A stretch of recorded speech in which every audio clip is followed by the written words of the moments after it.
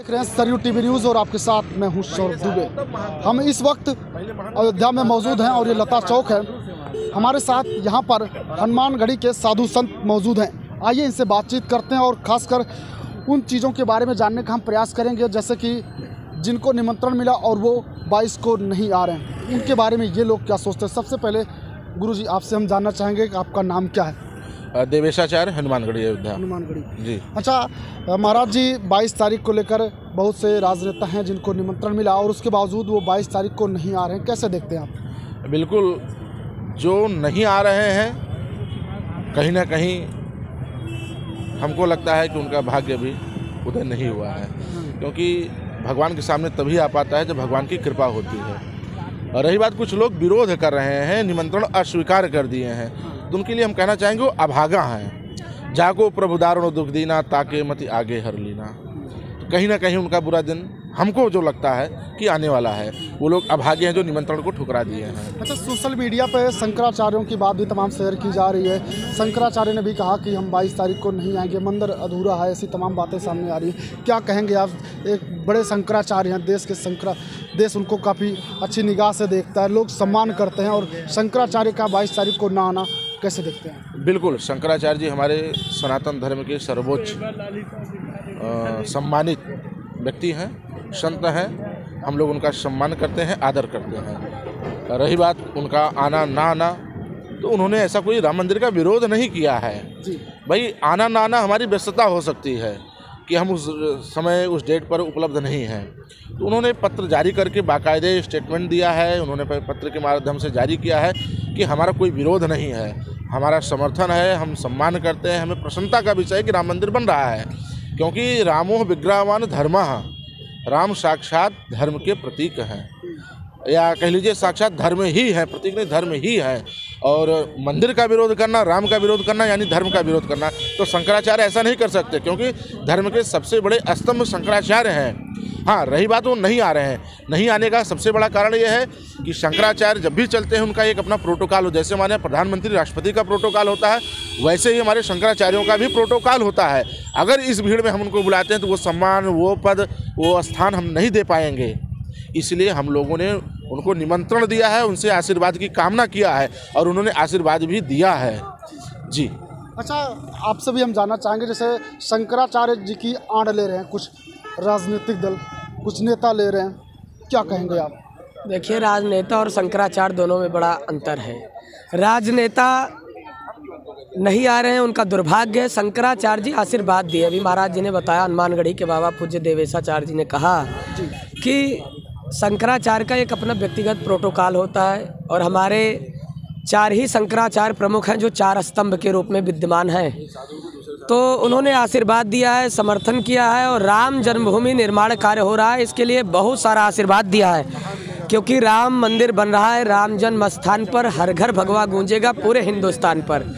हमारे जो प्रेरणा स्रोत के रूप में विराजमान हैं, इन्होंने बहुत सारी आशीर्वाद, मंगल कामना व्यक्त किया है। लेकिन अभी रही बात, जो नहीं आ रहे हैं उनको निमंत्रण दिया गया, उनके जीवन का व्यक्तिगत दुर्भाग्य है कि वो राम काज में अपना योगदान, अपना हिस्सा नहीं ले पा रहे हैं।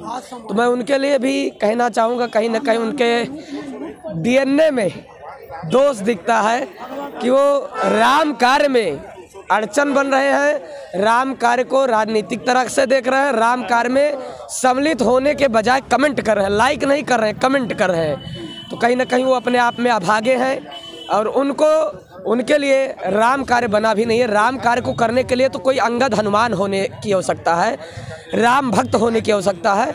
राम कार्य रामद्रोहियों से, देशद्रोहियों से नहीं हो सकता है। विधि का विधान रहा है कि जमाने का दस्तूर है, तुझे पाना पड़ेगा, नियम जो हरि ने बनाया वो निभाना पड़ेगा।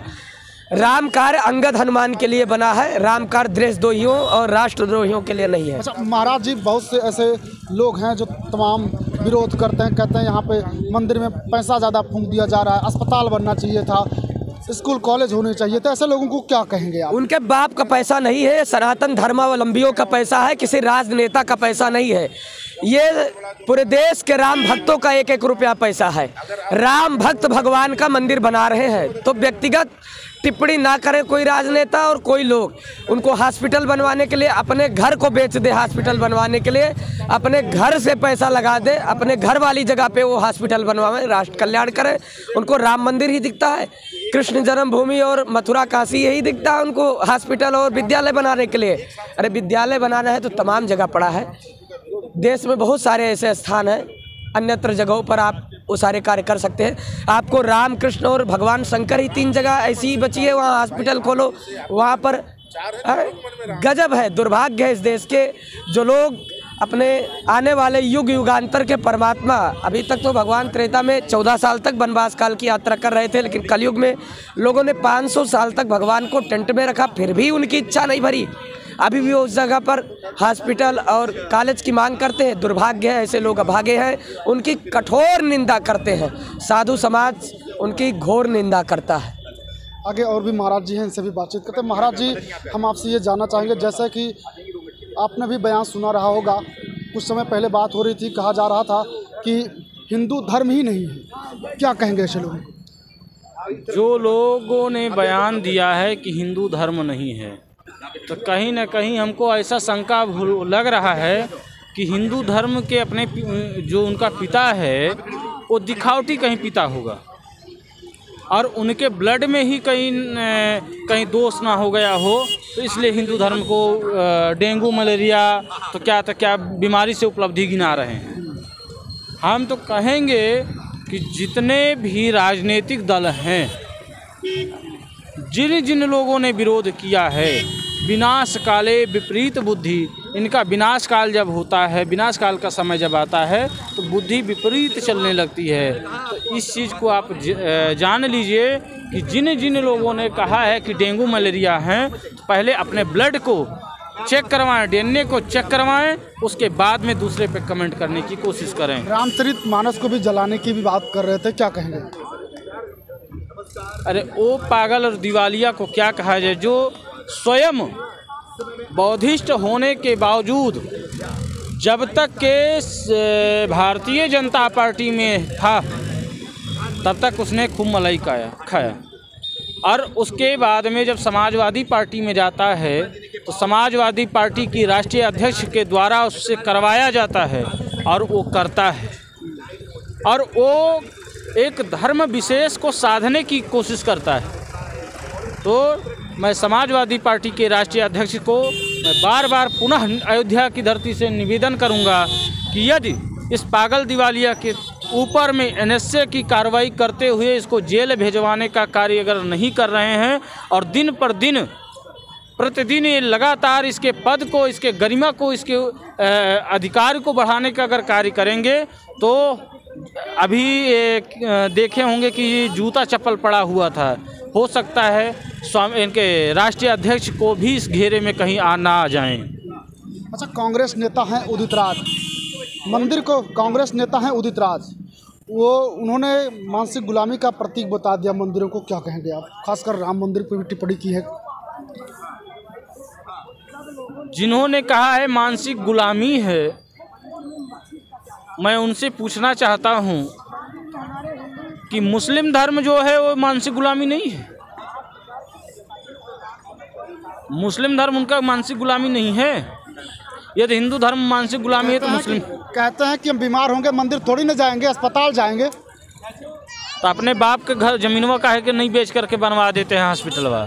जब राम मंदिर का प्रतिष्ठा होने जा रहा है तब उनको हॉस्पिटल याद आ रहा है। इससे पहले 72-70 साल जब सरकार थी तब कहाँ चले गए थे? तब तो चोरी करके सारा पैसा और लूट करके रखना था, और चोर सगे भाई, चोर मौसेरे भाई बन करके आम आदमी पार्टी और कांग्रेस मिल करके दोनों लोग पार्टी बना रहे हैं। ये दोनों लोग चुनाव लड़ेंगे और आपको लगता है कि पूरे देश का विकास होगा ये दोनों चोरों के माध्यम से? कोई शराब घोटाला कर रहा है, कोई नौकरी के नाम पे ज़मीन लिखवा रहा है, और कोई कह रहा है कि नहीं हम पूरा देशवा बेच के खा जाएंगे। कांग्रेस की सरकार थी तब देश कितना गुलाम था। भारत के पास में लड़ने के लिए औकात थी। भारत हमेशा अपने मूड़ी को, अपने सिर को नीचे दूसरे के सामने झुकाया कि नहीं झुकाया? कांग्रेस की सरकार में हमेशा झुकाया सिर। चाहे वो चाइना का है? ये सब तो कहते हैं कि 70 सालों में जो कांग्रेस ने किया मोदी सरकार वही बेच रही है। कुछ कर नहीं रहे हैं, सिर्फ बेरोजगारी है आजकल देश में। तो वही तो बात है, जब कर रही है ना, तो इन लोगों को लगता है कि कहीं धर्म विशेष के लोग हमसे बिगड़ न जाएं, और अगर भारत को इतना डेवलपमेंट कर देंगे और मोदी सरकार कहीं अगर रह गई तो हम लोग कहीं जाके हमको जेल में न बैठना पड़े, कहीं चक्की हमको न पीसना पड़ जाए। आप क्या कहेंगे महाराज? किस विषय पे? जो लोग सनातन धर्म पर लगातार टिप्पणियां कर रहे हैं, ऐसे लोगों को क्या कहेंगे आप?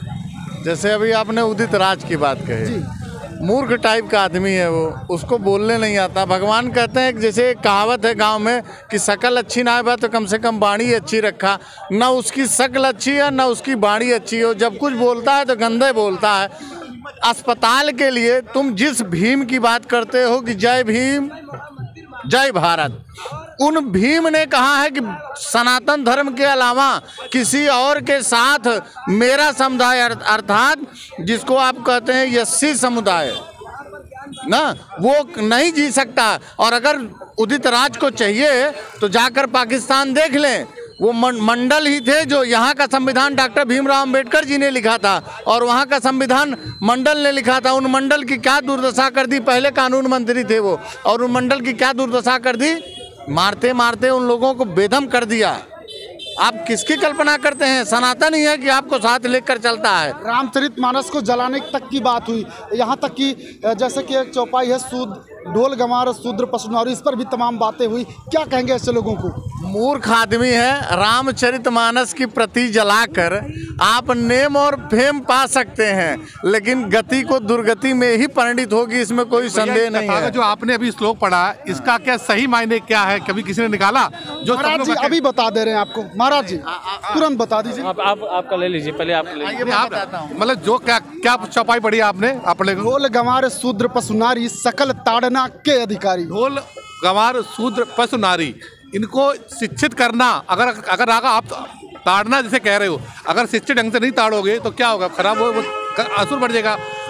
गाय है या पशु है, अगर उसको आप पाल पोस के उसको अगर शिक्षा दोगे, सही से करोगे तो वो अच्छा चलेगा।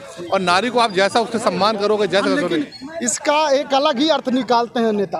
अब निकालने वाले तो निकालेंगे, उनका कर्म यही है निकालना। कैसे कर लोगे आप? मैं आपको कहूँगा कि आपके अंदर, हमारे अंदर, हम शूद्र हैं, हम गंवार हैं। जब तक हमें कोई निखारेगा नहीं तब तक हम कैसे निखरेंगे?